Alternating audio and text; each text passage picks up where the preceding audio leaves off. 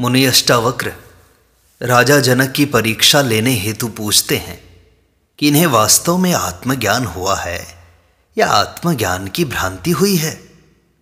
वे कहते हैं, अविनाशिनम आत्मानम एकम विज्ञाय तत्वतः तव आत्मज्ञस्य धीरस्य कथम अर्थार्जने रतिः।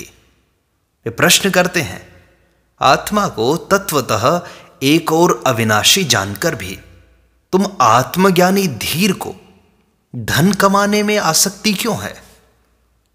राजा जनक गुरु का उपदेश सुनकर जाग गए, भ्रांति मिट गई, वे सत्य को उपलब्ध हो गए।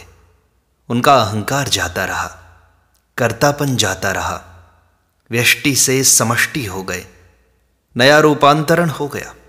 उन्होंने कहा, यह सब स्वभाव से हो रहा है। जब तक मनुष्य कर्ता भोगता है तब तक संघर्ष है, तनाव है। जब यह समझ लिया कि कर्तापन अहंकार के कारण है, सब कुछ स्वभाव से हो रहा है, तो उसने अध्यात्म का रस चख लिया, वह मुक्त हो गया। तुमसे संसार का अस्तित्व नहीं है, बल्कि तुम्हारा अस्तित्व संसार से है। इस धारणा से समर्पण होता है, विनम्रता आती है, तभी परमात्मा का स्वाद आता है। जनक को अभिव्यक्ति के बाद अष्टावक्र उनकी परीक्षा लेने हेतु कई प्रश्न करते हैं कि इसे वास्तव में आत्मज्ञान हुआ है या बौद्धिक भ्रांति मात्र हुई है। अष्टावक्र कोई सामान्य शिक्षक नहीं है, वे तो गुरु हैं। शिक्षक बौद्धिक ज्ञान मात्र देता है, किंतु गुरु अनुभव देता है, रूपांतरण करता है, मुक्त कर देता है। बौद्धिक ज्ञान से ज्ञानी होने का भ्रम पैदा हो सकता है। शास्त्रों के अध्ययन एवं उपदेश से जानकारी होती है, पहुंचना नहीं हो सकता। ज्ञान आत्म जागृति से ही होता है। अष्टावक्र उनकी परीक्षा लेने हेतु प्रश्न करते हैं कि तूने आत्मा को एक और अविनाशी जान लिया है, फिर तेरी धन कमाने में आसक्ति क्यों है। राजा जनक ने भौतिक पदार्थों का त्याग नहीं किया, कपड़े नहीं बदले, सन्यासी नहीं हो गए, नग्न नहीं हो गए, महल छोड़कर जंगल नहीं चले गए, राज्य भी नहीं छोड़ा, सब जैसा था वैसा ही चलता रहा। इसलिए अष्टावक्र पूछते हैं कि आत्मज्ञानी होकर तेरी क्या अभी भी धन कमाने में आ सकती है? क्या अभी भी परिग्रह में तेरी आस्था है? क्या अभी भी तुझे पद, प्रतिष्ठा, मान, सम्मान में आ सकती है? क्या अभी भी सिंहासन में तेरी रुचि है? धन, पद, प्रतिष्ठा, सम्मान इत्यादि की दौड़ तो अज्ञानी की दौड़ है। जिसको हीरा नहीं मिला वही कंकड़ पत्थर इकट्ठे करता है। जो स्वयं प्रतिष्ठित नहीं है वही दूसरों से प्रतिष्ठा पाना चाहता है।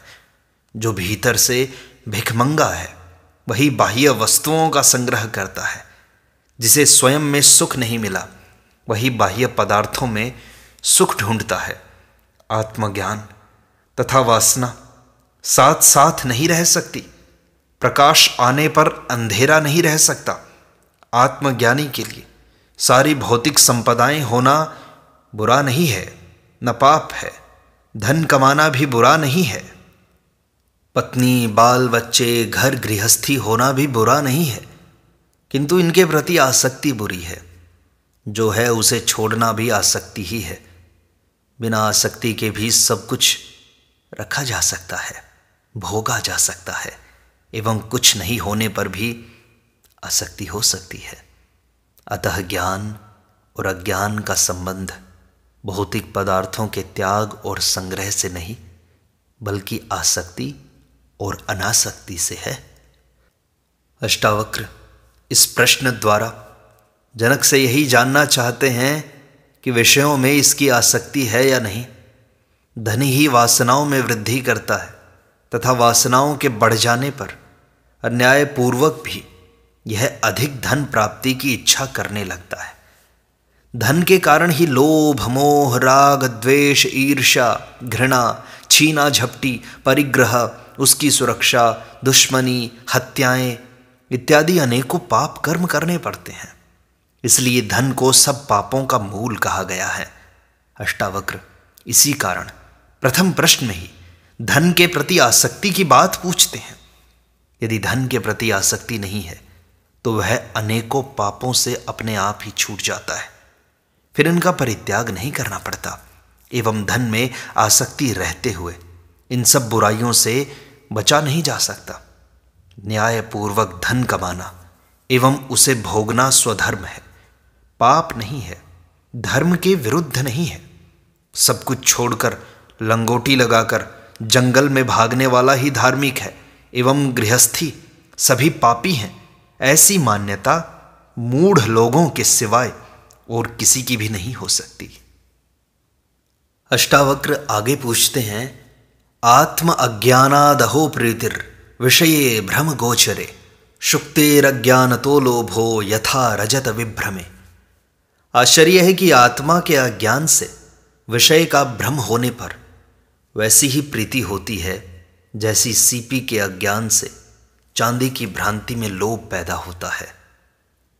इस सूत्र में अष्टावक्र आसक्ति का कारण बताते हुए जनक से फिर प्रश्न करते हैं कि जिस प्रकार सीपी के अज्ञान से उसमें चांदी की भ्रांति होती है एवं इसी चांदी की भ्रांति से लोभ पैदा होता है, जब स्पष्ट देख लिया कि यह चांदी नहीं है सीपी है तो फिर लोभ नष्ट हो जाना चाहिए। लोभ का कारण यह भ्रांति ही थी कि यह चांदी है। इसी प्रकार आत्मा के अज्ञान से ही विषयों का भ्रम हो गया था एवं उनमें राग पैदा हो गया था। आसक्ति हो गई थी कि विषयों में ही सुख है, किंतु अब तो आत्मज्ञान होने से यह भ्रम छूट जाना चाहिए था। आश्चर्य है कि आत्मज्ञान के बाद भी तू इन विषयों को नहीं छोड़ रहा है एवं इनसे प्रीति बनी हुई है, यह क्यों? अष्टावक्र बार बार उनसे प्रश्न करते हैं। आगे कहते हैं, विश्वम स्फुरिता यत्रेदम तरंग इव सागरे सोहमस्मीति विज्ञान किम दीन इव धावसी। वे कहते हैं, जहां यह विश्व आत्मा में समुद्र में तरंग के समान स्फुरित होता है वही मैं हूं, ऐसा जानकर क्यों तू दीन की तरह दौड़ता है? अष्टावक्र फिर कहते हैं कि जो स्वयं आनंदित नहीं है वही दूसरों में आनंद ढूंढता फिरता है। जो स्वयं सुखी नहीं है वही विषयों में सुख खोजता है।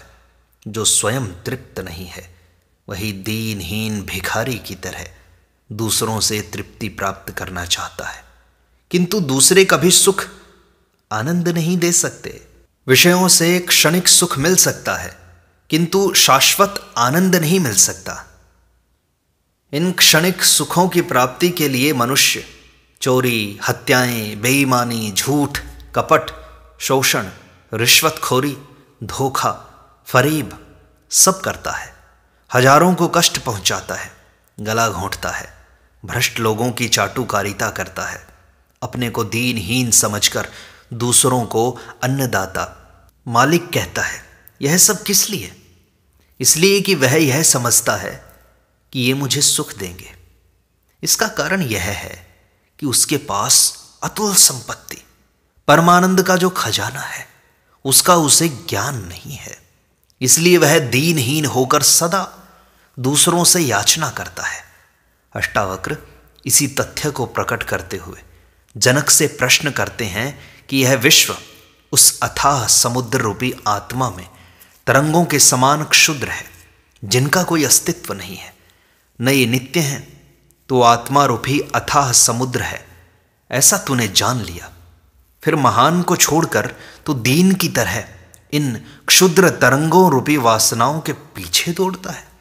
हीरा मिलने पर भी कंकड़ पत्थरों की आकांक्षा रखता है, ऐसा क्यों? अष्टावक्र यह जानना चाहते हैं कि यह इन क्षुद्र वासनाओं से मुक्त हुआ है या नहीं। अष्टावक्र आगे पूछते हैं, श्रुत्वापि शुद्ध चैतन्यम आत्मानम अति सुंदरम उपस्थे अत्यंत संसक्तो मालिन्यम अधिगच्छति। वे कहते हैं, आत्मा को शुद्ध चैतन्य वह अति सुंदर सुनकर भी कोई कैसे इंद्रिय के विषय में अत्यंत आसक्त होकर मलिनता को प्राप्त होता है। अष्टावक्र को भी आश्चर्य हुआ कि इसे सुनने मात्र से आत्मज्ञान कैसे हो गया। वे पूछते हैं कि जब तूने आत्मा को शुद्ध, चैतन्य, अति सुंदर जान लिया तो फिर कामासक्त होकर इंद्रिय के भोगों में क्यों अत्यंत आसक्त होकर मलिनता को प्राप्त होता है? यदि कोई अज्ञानी इनकी ओर आसक्त रहते हैं तो समझ में आता है कि उन्हें महान आनंद नहीं मिला, इसलिए क्षुद्र आनंद में लिप्त हैं। किंतु ज्ञानी इस आत्मा रूपी महान आनंद को पाकर भी यदि क्षुद्र में रस लेता है तो इसका अर्थ है कि उसे अभी आत्मानंद का अनुभव नहीं हुआ। जनक के उत्तर पर ही अष्टावक्र निश्चित करेंगे कि इसे ज्ञान हुआ भी है या केवल भ्रांति मात्र हुई है। इस प्रकार अष्टावक्र गीता की सरल व्याख्या का यह भाग यहीं संपूर्णता को प्राप्त होता है। शेष अगले अंक में।